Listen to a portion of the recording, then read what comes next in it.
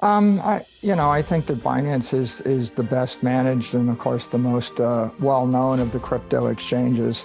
But the most important point to be made here is the collapse of FTX and FTT represents a corrupt crypto bank collapse fueled by an inflationary fiat cryptocurrency. So, as Gary Gensler has said, the vast majority of all the cryptos are unregistered securities. They're trading on unregulated exchanges. Proof of stake tokens are backed by nothing, which is why FTT could be printed into the $8 billion zone. And this is simply a very expensive lesson for the crypto ecosystem and the difference between crypto and Bitcoin. Michael, we've just recently seen Bitcoin come off of its 52-week low, but it's also winter low in terms of the price action here. So with that in mind, do you believe that crypto whales are looking at the price right now and still seeing some type of opportunity? And what type of concentration among Bitcoin ownership do you think, even at these lows, which are still amid a washout in some of the confidence for other investors in crypto, what does that mean in terms of the concentration of ownership going forward? I think it's another event that's massively distributing more Bitcoin all around the world. I think there's a massive amount of accumulation of Bitcoin right now. The BTC is moving from weak hands to strong hands. I think this is one of those annealing events. 2.5 years ago, in March of 2020, we saw a similar circumstance with Bitcoin trading in the $4,000 range.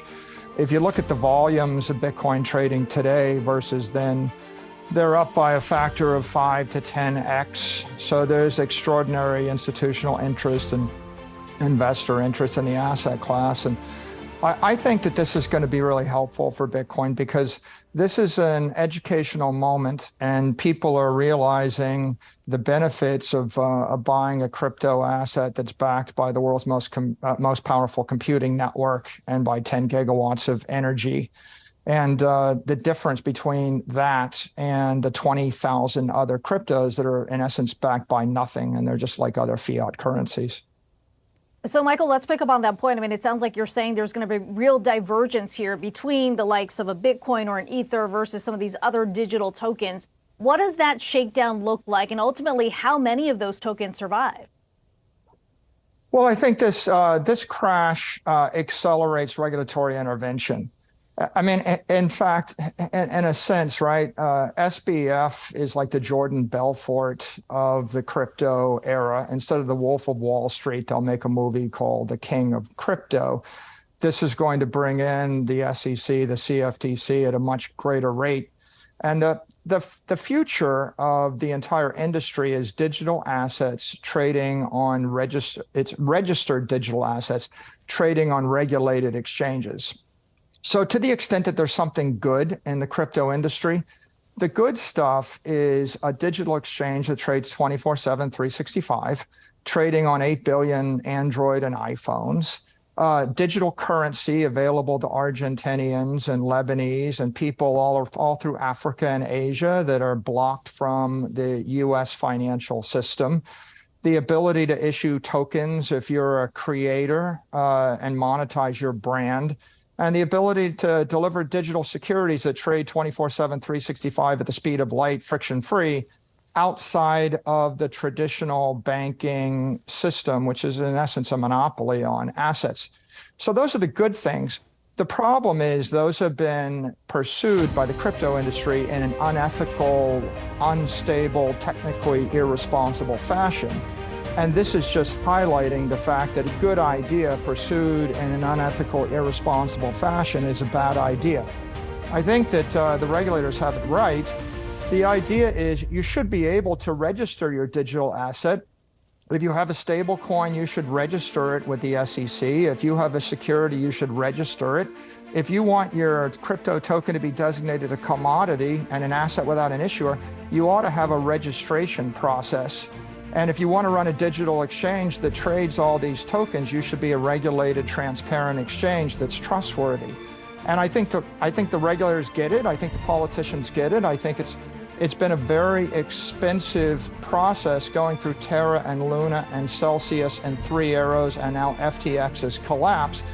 But at this point, I don't think there's anybody in the Western world that doesn't understand the risks of allowing people to promote unregistered securities on unregulated exchanges.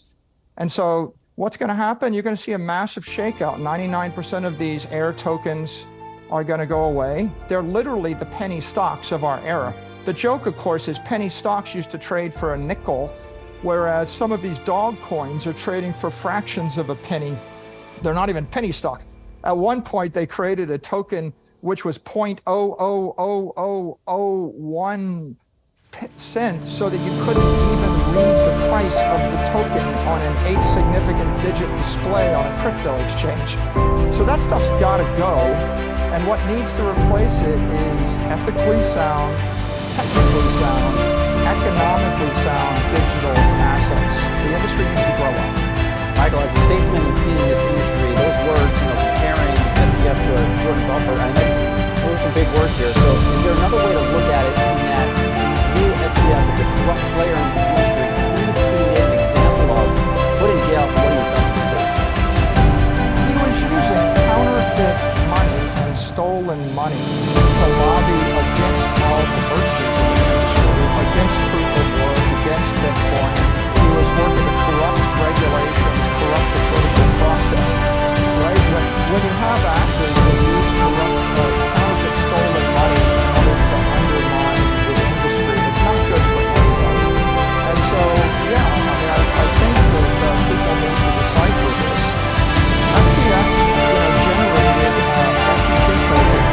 If you trade your own token on your own exchange with wash trading with leverage, you can point the price at any number you want. So if you want to make $1 billion, you jack the price by $3 by wash trading with yourself. Then you generate $1 billion collateral, and then you look for a bank to loan money against the collateral. Of course, nobody in the right should be loaning money against an air token that you manipulated yourself. But of course, Sam happened to be the CEO of a bank that made loans. So he applied for a loan from his own bank and he granted it to himself. And then he took real assets like Bitcoin from his honest customers. And then he rehypothecated them, traded them, lost them.